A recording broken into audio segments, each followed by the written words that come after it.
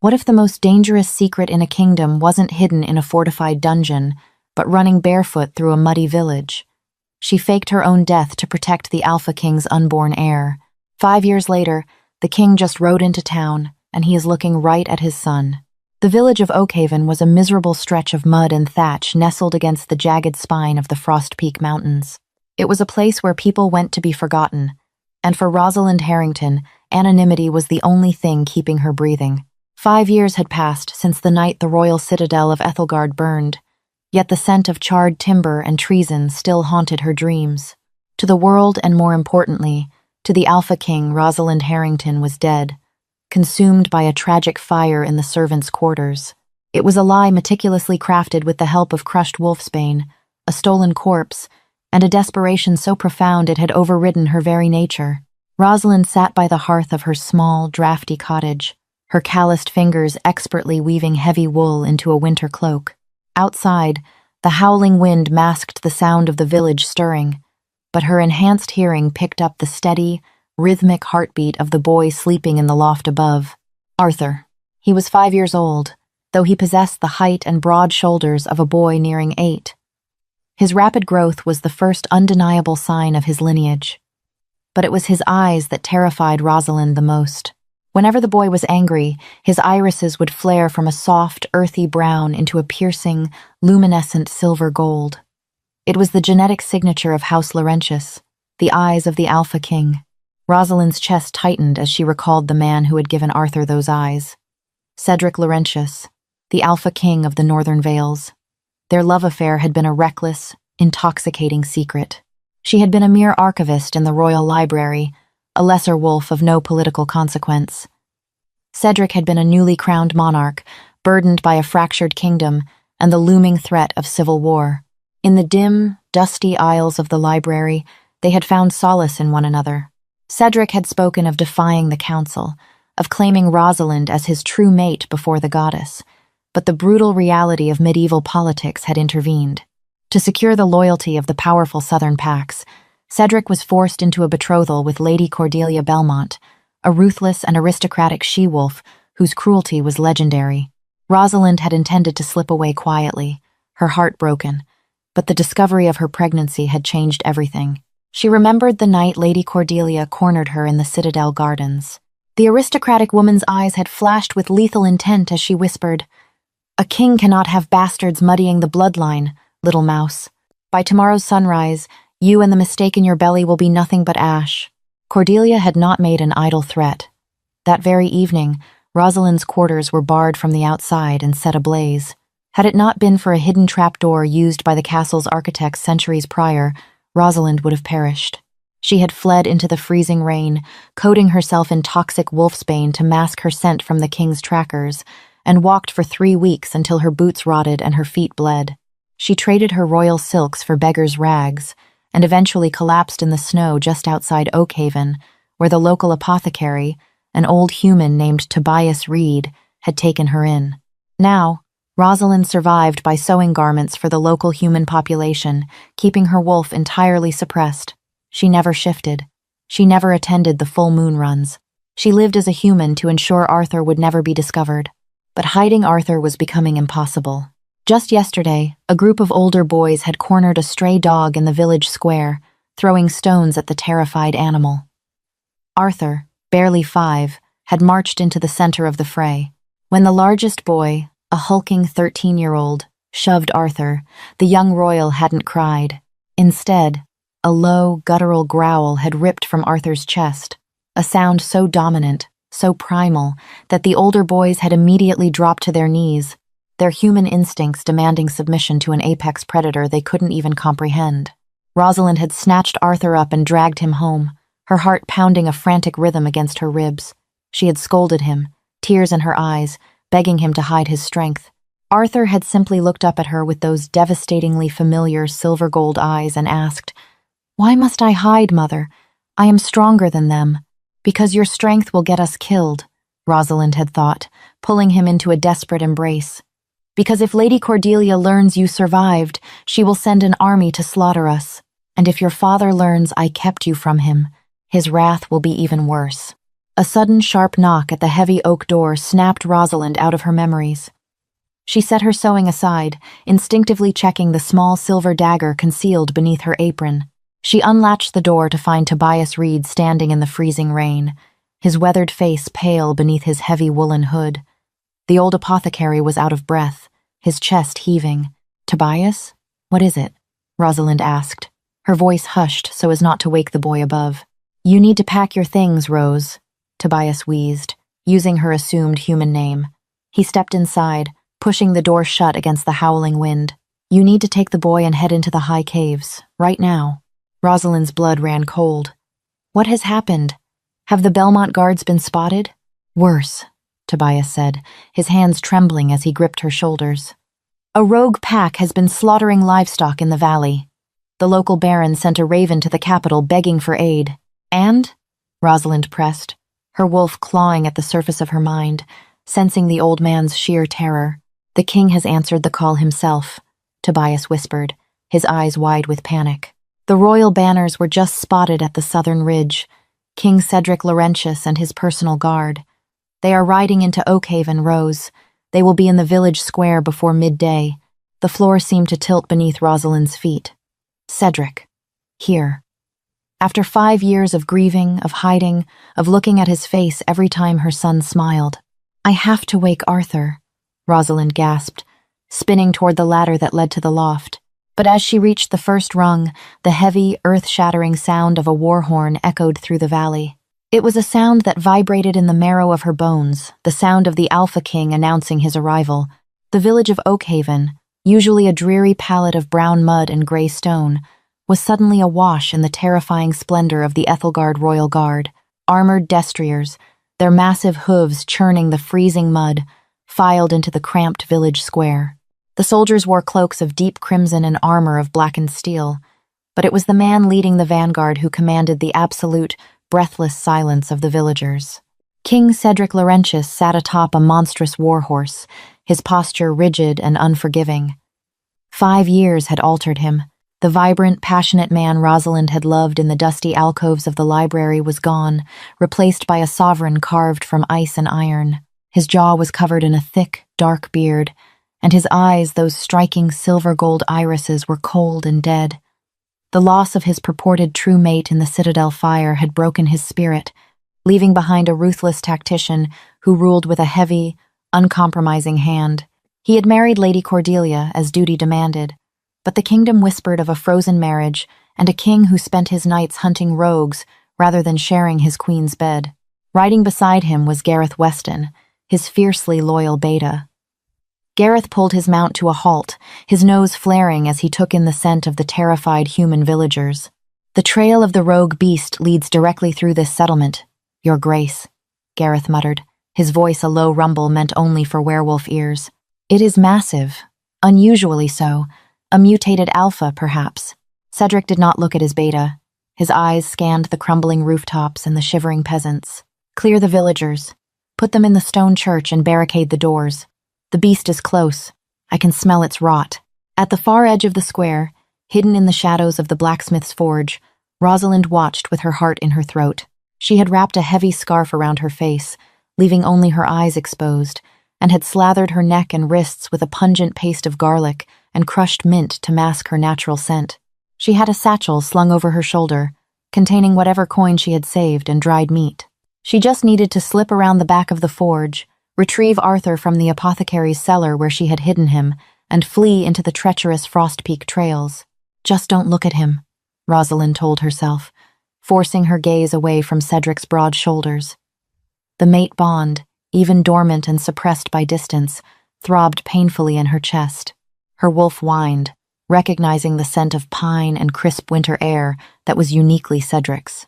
She turned and sprinted through the muddy alleyway toward Tobias's apothecary. She burst through the back door. "Arthur!" she hissed into the gloom. "Arthur, we must go now!" Silence answered her. Panic, cold and suffocating, seized her throat. "Arthur!" she screamed, tearing aside the burlap sacks covering the cellar door. She threw it open. The cellar was empty.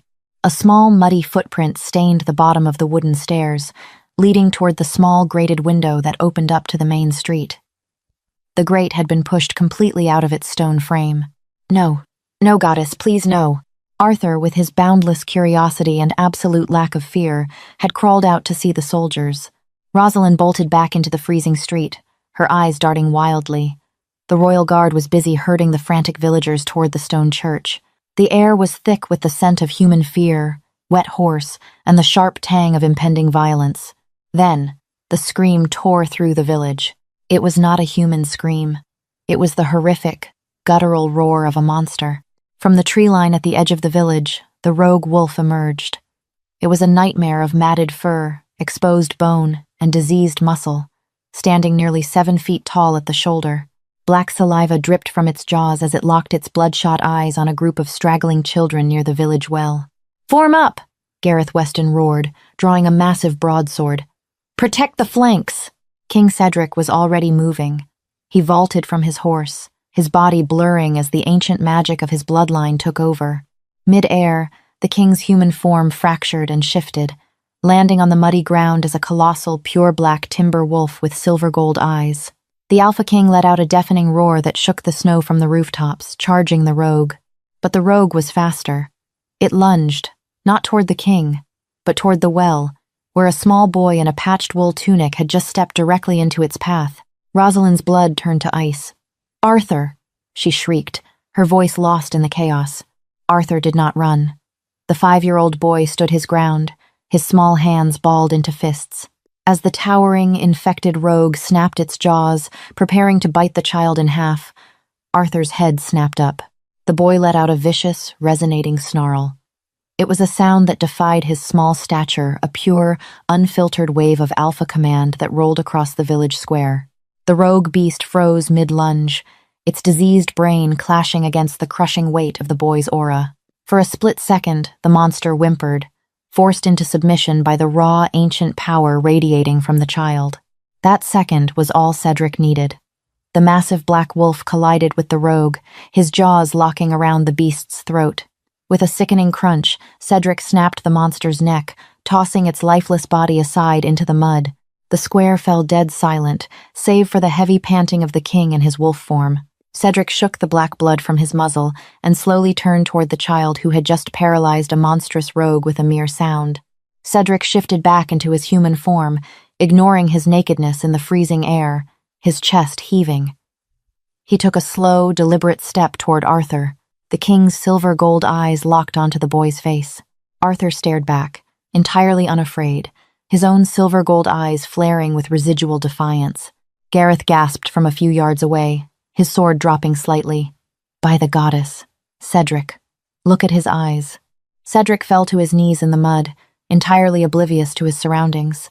He reached a trembling, blood-stained hand toward Arthur's face.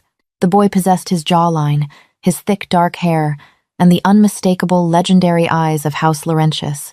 But more than that, the boy smelled of her. Beneath the scent of damp wool and mud, Cedric caught the faint, impossible scent of vanilla and rain. Rosalind's scent. "Who?" Cedric rasped, his voice breaking. "Who is your mother, boy?"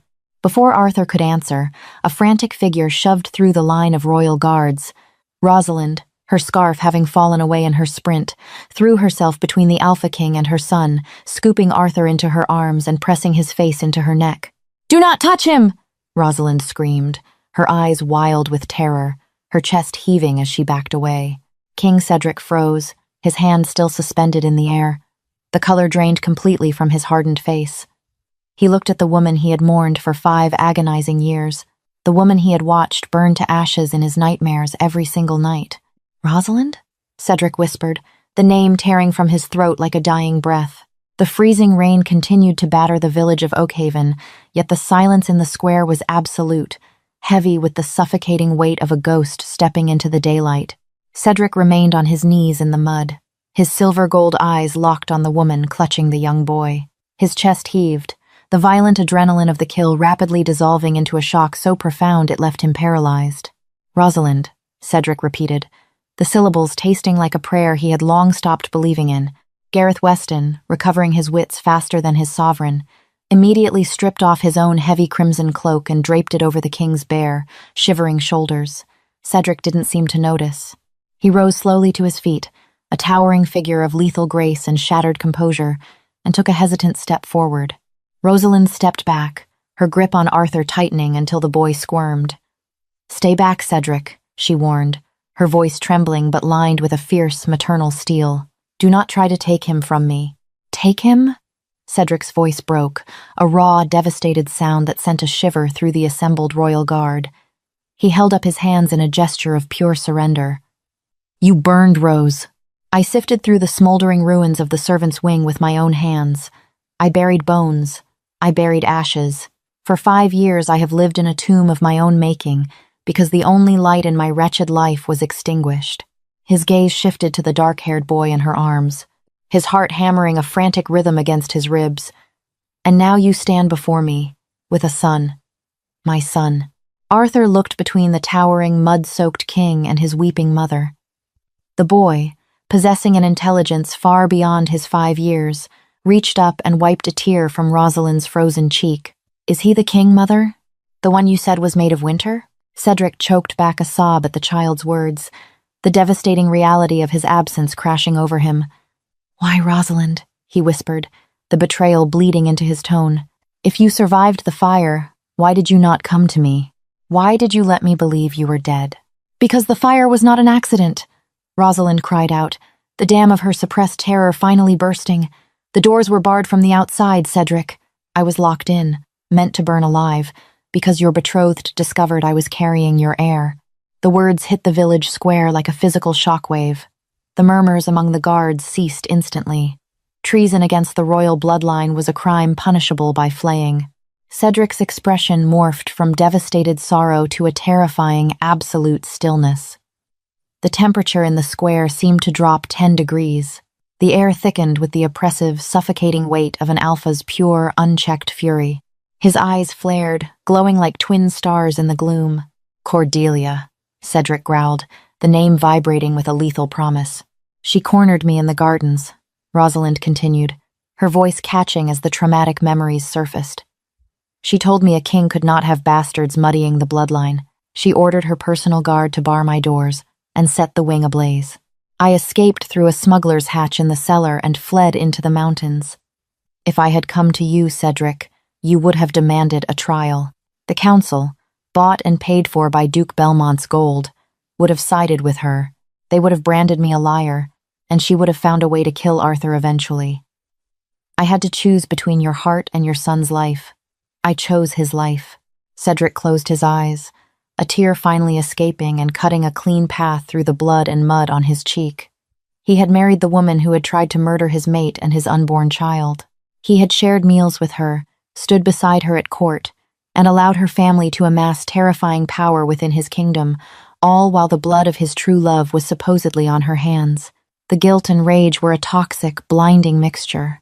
"My king," Gareth interrupted, stepping forward, his broadsword still drawn. The beta's eyes were entirely black, his wolf pacing close to the surface. "Look at the rogue." Cedric snapped his eyes open and turned toward the massive, twisted carcass of the beast he had just slain. Gareth knelt beside the monster's thick neck, pushing aside the matted, blood-soaked fur. Embedded deep within the rotting flesh, bolted directly into the cervical spine of the beast, was a thick iron collar inscribed with ancient, glowing runes. "A blood tracker," Gareth hissed, his face pale. "This was no random rogue attack, Cedric. Someone captured a rogue, infected it with dark magic, and bound it to a specific bloodline. It wasn't hunting livestock."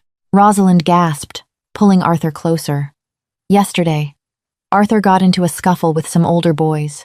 He lost his temper. He let out an alpha command.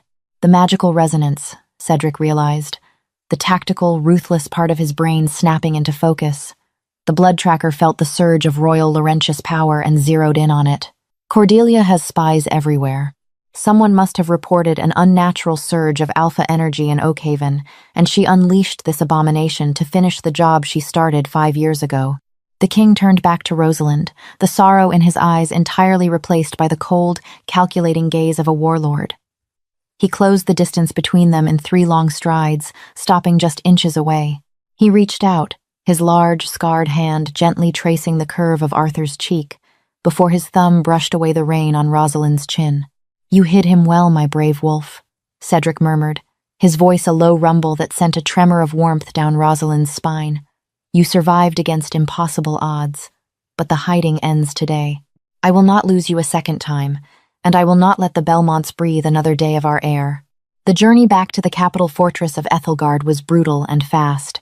Cedric had requisitioned a heavy, fur-lined carriage from the neighboring baron's estate for Rosalind and Arthur, but the boy had absolutely refused to ride inside it. To Rosalind's sheer terror and Cedric's immense pride, 5-year-old Arthur insisted on riding the massive warhorse with his father. For 3 days, they marched through the treacherous, snow-choked passes of the Frost Peak Mountains.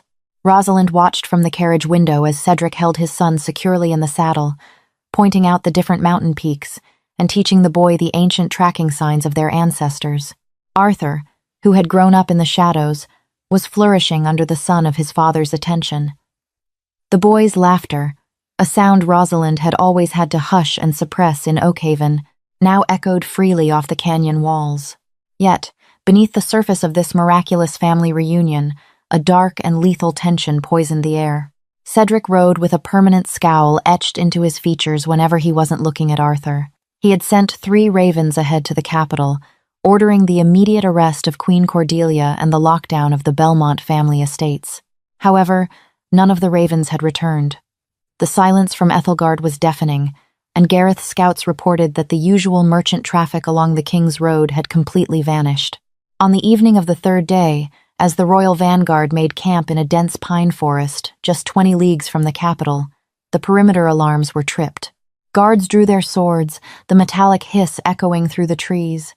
Cedric immediately shifted into a defensive stance in front of Rosalind's carriage, his eyes flashing gold. From the shadows of the pines emerged a single rider on an exhausted, foaming horse. The man practically fell from the saddle, clutching his side, which was slick with dark blood. "Hold your fire!" Gareth roared, rushing forward to catch the man before he hit the dirt. "It is Sir Thomas Seymour!" Rosalind recognized the name immediately. Sir Thomas Seymour was the captain of the Royal Intelligence, a human man of impeccable honor who managed Cedric's network of spies. He was a real and private force within the kingdom, a man whose loyalty to the crown was absolute.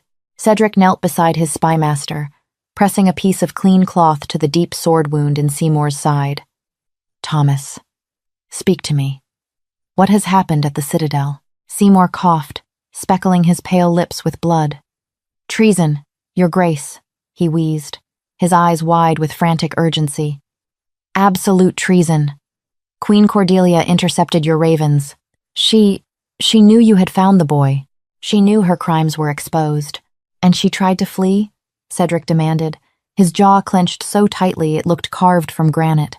"No, my king," Seymour gasped, grabbing Cedric's armored forearm with astonishing strength. "She struck first. She and her father, Duke Archibald, marched the Southern Army into Ethelgard 2 nights ago. They slaughtered the royal loyalists in their beds.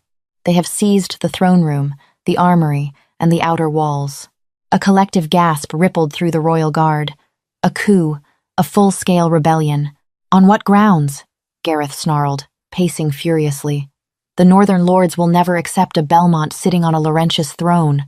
"She does not claim the throne for herself," Seymour whispered, his breathing growing shallow. "She spread a lie through the kingdom. She claims that King Cedric Laurentius fell in battle against a monstrous rogue in Oakhaven. She claims she is a grieving widow, acting as regent until a new alpha is chosen by the council. The gates of Ethelgard are barred to you, Your Grace. If you march on the capital now, her archers will shoot you down as an impostor, a dark magic trick designed to destabilize the realm." Cedric stood up slowly, the terrifying stillness returning to his demeanor. He looked toward the south, where the faint, glowing lights of Ethelgard painted the distant night sky. His home, his throne, and his legacy had been stolen by the very woman who had tried to burn his mate alive. Rosalind stepped out of the carriage, wrapping her shawl tightly around her trembling shoulders. She walked up to Cedric, slipping her hand into his. The spark of the mate bond, dormant for half a decade, flared brilliantly between them, sending a rush of strength and clarity through her veins. "She has an army, Cedric," Rosalind whispered, looking up into his furious eyes. "And we have only a vanguard. We cannot take the Citadel by force. It will be a slaughter." Cedric looked down at her, his expression softening only for a fraction of a second before the warlord returned. She thinks like a politician, Rosalind. She relies on walls, archers, and the false laws of a corrupt council, but she has forgotten what rules the Northern Vales. And what is that, father? Arthur asked, having climbed down from the carriage to stand bravely beside his parents. Cedric dropped to one knee, looking his son directly in the eyes. The king's irises flared into a blinding silver gold, and Arthur's eyes immediately matched them, the genetic inheritance of apex predators illuminating the dark forest. "We are wolves, Arthur," Cedric said, his voice a low, terrifying growl that echoed with ancient magic. "We do not knock on the doors of our enemies. We tear the walls down from the inside." Cedric stood, pulling Rosalind to his side, his gaze fixed on the distant capital. "Gareth, send word to the hidden mountain packs. Tell them the Alpha King calls for a blood hunt. Cordelia wants to play the grieving widow? Then tomorrow night, under the full moon, I will make her one." The full moon hung low and heavy over the jagged peaks of the Frost Peak Mountains, casting a pale, spectral glow across the stone towers of Ethelgard. Inside the great hall, the atmosphere was suffocatingly opulent. Queen Cordelia Belmont sat upon the obsidian throne, draped in mourning silks that barely concealed the triumphant smirk playing on her lips. Beside her stood her father, Duke Archibald, a man whose ambition was as ruthless as the winter frost. Before them stood the High Council, a nervous assembly of lords and military commanders who had been cowed into submission by the Belmont army. Commander William Thatcher, a private and highly respected general of the infantry, looked entirely sickened as Cordelia raised her golden goblet. "My lords," Cordelia projected, her voice ringing with feigned sorrow, "the loss of King Cedric is a tragedy that will echo through the ages. He fell defending a miserable mud-stained village from a dark beast, a testament to his foolish, albeit noble, heart." She paused, placing a delicate manicured hand over her flat stomach. "But the goddess does not abandon her people. I stand before you today not just as your regent, but as a mother. I am with child. The royal bloodline survives within me." A stunned silence swept through the great hall. It was a brilliant, horrifying lie. By claiming a phantom pregnancy, Cordelia guaranteed her absolute rule for at least a decade, rendering any rival claims moot. Duke Archibald stepped forward, his hand resting on the pommel of his broadsword. "Any man who questions the Queen's word commits high treason against the unborn king," Archibald warned, his gaze sweeping over Commander Thatcher and the murmuring lords. "Kneel and swear fealty to your regent." Beneath their very feet, deep within the forgotten catacombs of the citadel, the true king was already inside the walls. Sir Thomas Seymour's intelligence had been flawless. The smuggler's hatch Rosalind had used to escape 5 years ago had remained entirely undiscovered by the Belmont forces.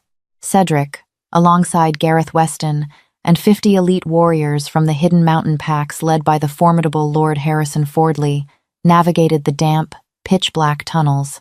Rosalind walked directly beside Cedric, her hand clasping a silver-forged dagger. She had left Arthur safely outside the city limits, under the protection of Captain Winston Graves and a dozen fiercely loyal royal guards. This was not a place for a child. This was a slaughter waiting to happen. For 5 years, Rosalind had forced her inner wolf into a deep, agonizing hibernation. But tonight, bathed in the proximity of her true mate, and fueled by the primal need to protect her son's birthright, the wolf was awake. Her senses were dialed to an excruciatingly sharp degree. She could smell the cheap wine being served in the hall above, the sweat of anxious men, and the foul, metallic stench of Cordelia's lies. "The trapdoor opens directly behind the tapestry of the first monarch," Rosalind whispered, pointing to a crumbling stone staircase spiraling upward into the dark. Cedric stopped, turning to face his vanguard. His eyes, usually a calm silver gold, were now practically burning in the gloom. He didn't need to shout. His alpha aura blanketed the tunnel, pressing into the minds of his soldiers with absolute, terrifying authority. "We do not spare the traitors," Cedric commanded through the pack link. "Kill the Belmont guards. Leave the Queen and the Duke to me." Cedric reached out, his heavy, scarred fingers brushing against Rosalind's cheek. "Stay behind me, Rose." Rosalind shook her head, her own eyes flashing a brilliant, predatory amber. "She burned my life to ashes, Cedric. I will not hide in the shadows anymore." Above them, Commander Thatcher reluctantly dropped to one knee, the heavy clanking of his armor echoing in the silent hall. "I swear fealty to." Thatcher's words died in his throat. The massive 30-foot tapestry behind the obsidian throne violently ripped apart from the center. The sound of tearing canvas was instantly drowned out by a deafening, earth-shattering roar that shook the very foundations of Ethelgard. King Cedric Laurentius exploded into the great hall, shifting mid-leap. He did not land as a man, but as a colossal, pure-black timber wolf. He crashed directly into the line of Belmont guards flanking the throne, his jaws snapping through steel and bone with sickening ease. Chaos erupted. Lord Harrison Fordley and the mountain wolves poured out from the hidden passage, shifting into massive, snarling beasts that fell upon the treacherous Belmont soldiers. Cordelia shrieked, stumbling backward up the dais as her father, Duke Archibald, drew his broadsword. "Kill him!" Cordelia screamed, her aristocratic composure completely shattering. "It's a trick! It's dark magic. Shoot the beast." But the royal archers lining the balconies did not knock their arrows. Seeing the undeniable, legendary black wolf with silver-gold eyes, they immediately turned their bows upon the Belmont soldiers, raining death upon the traitors. Duke Archibald lunged at the Alpha King, swinging his heavy broadsword in a desperate arc. Cedric dodged the lethal blow with unnatural speed, his massive paw swiping outward. The impact shattered the Duke's ribs, sending the old traitor crashing into a heavy oak table, incapacitated and gasping for air. Cordelia, realizing her army was being massacred and her father had fallen, turned to flee through the royal chambers. She didn't make it 3 steps. A sleek, beautiful timber wolf with a coat the color of autumn leaves and eyes of burning amber vaulted onto the dais, cutting off her escape. It was Rosalind. Cordelia gasped, stumbling back, pulling a concealed silver dagger from her morning gown. "You," the queen hissed, recognizing the scent beneath the fur. "You were supposed to be dead." Rosalind did not growl. She shifted back into her human form with fluid, terrifying grace, stepping forward entirely unarmed. The mate bond surged through her, rendering the silver blade in Cordelia's trembling hand practically irrelevant. "You told me a king could not have bastards, Cordelia," Rosalind said, her voice echoing with the sudden silence of the hall as the battle concluded. Cedric, now in his human form, stepped up onto the dais behind Rosalind, his chest heaving, his silver-gold eyes locked on his false wife. "My son is no bastard," Rosalind continued, her voice cold and absolute. "He is Arthur Laurentius, the true heir to the Northern Vales, and his mother is not a mouse you can burn. She is a wolf." Cordelia lunged, thrusting the silver blade toward Rosalind's heart in a final act of desperate malice. Rosalind sidestepped with effortless speed, grabbing Cordelia's wrist and twisting sharply. The dagger clattered to the stone floor. Cedric stepped forward, his massive hand clamping down on Cordelia's shoulder, forcing the traitorous queen to her knees before the true Luna. "Cordelia Belmont," Cedric's voice boomed through the great hall, resonating with absolute, uncompromising doom. "For the attempted murder of my true mate, for the attempted assassination of my heir, and for high treason against the crown, you and your house are hereby stripped of all titles." As the surviving guards dragged the screaming queen and her broken father down to the black cells, Cedric turned to Rosalind. The blood and fury of the battle melted away as he looked at the woman who had sacrificed everything to keep their future alive. He dropped to one knee before her, taking her hand in front of the entire stunned council. "Bring my son to the citadel," Cedric ordered Commander Thatcher, never taking his eyes off Rosalind. "It is time for the true king and queen to take their thrones." The flames of betrayal were finally extinguished, replaced by the enduring dawn of the Laurentius bloodline. Rosalind, the humble archivist who faked her own death, now sat upon the obsidian throne as the kingdom's true Luna Queen, with her fierce, golden-eyed son Arthur destined to lead them into a new era. Did this epic tale of hidden royal blood, treacherous queens, and a mother's unyielding love capture your heart? If you want to hear more thrilling werewolf romance dramas, please like this video, share it with your friends, and subscribe to our channel for weekly stories.